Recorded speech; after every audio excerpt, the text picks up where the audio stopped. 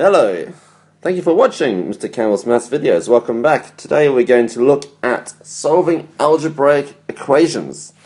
And I'm also going to tell you that the average person walks the equivalent of twice around the world in one's lifetime. But anyway, back to the maths.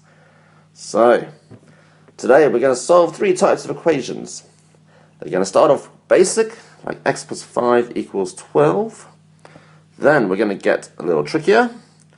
2x minus 8 equals 32. A couple of steps involved there. And then number 3, something with some division. So algebra is it's the part where math starts to get really fun and exciting. Solving equations, getting an answer, there is no feeling quite like it. But it only happens if you follow the method correctly. If you don't, can lead to a little bit of anguish and despair. So please follow the method just like I do it myself. So we're going to start off nice and easy. You may have seen something like this before. A missing number plus 5 equals 12. What is that number going to be? Yes, you know it's 7. Well done. But how did you find it? So our thinking probably went something like this. You found the difference between 12 and 5. And you knew that that was 7. And we're going to use the same thinking. That's what we call an inverse operation. And we're going to apply that type of thinking a lot from now on. So I'm going to turn the same equation into an algebra equation with a missing letter now, for using x as the missing number. So x plus 5 equals 12. The equation has an equal sign in the middle.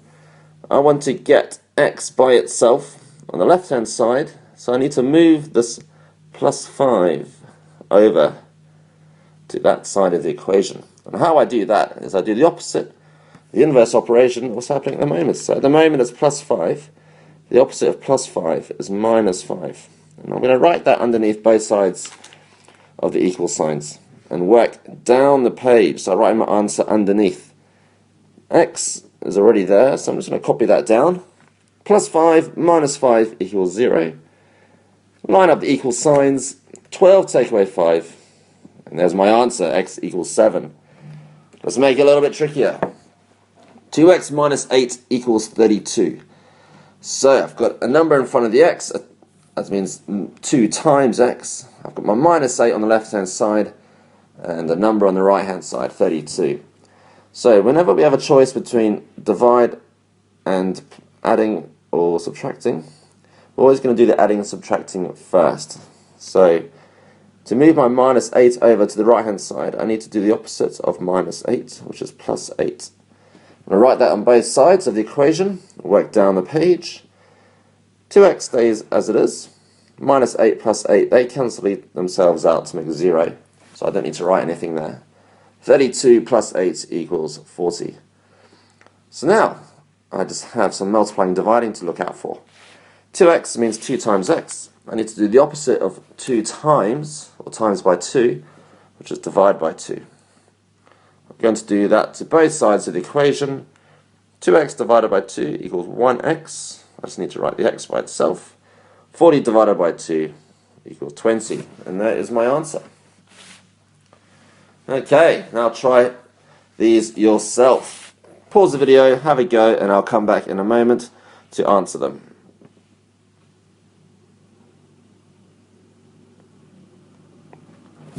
Okay, let's see how you did. So, on the left hand side, nice and easy, but hopefully you follow the same method that I did. X minus 7 equals 4. I need to add 7 to both sides. Work down the page. X, these cancel out, and 4 plus 7 equals 11. Equation B, a little bit trickier, but I hope you subtracted 10 on both sides. Work down the page, line up equal signs. 31 minus 10 equals 21. 3 times x, the opposite of that is divide by 3. On both sides, they cancel out. X equals 7. Alright, now we've done the basics. Let's become the master. But first, remember our key points. Make sure that you are working down the page. You do one step at a time. and every time you do one step you write a new line. Use the opposite operations, and remember to do any adding or subtracting first, and then leave the multiplying and dividing to the end. And line up your equal signs to make it nice and neat.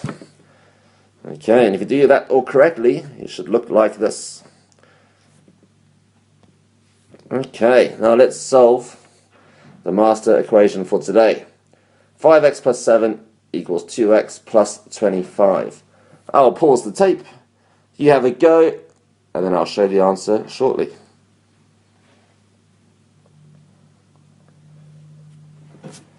Okay, so let's see how you did.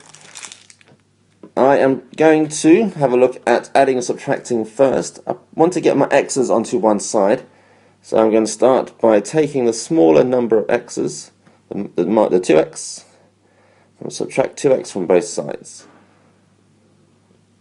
That leaves me with 3x plus 7 equals, that's 0.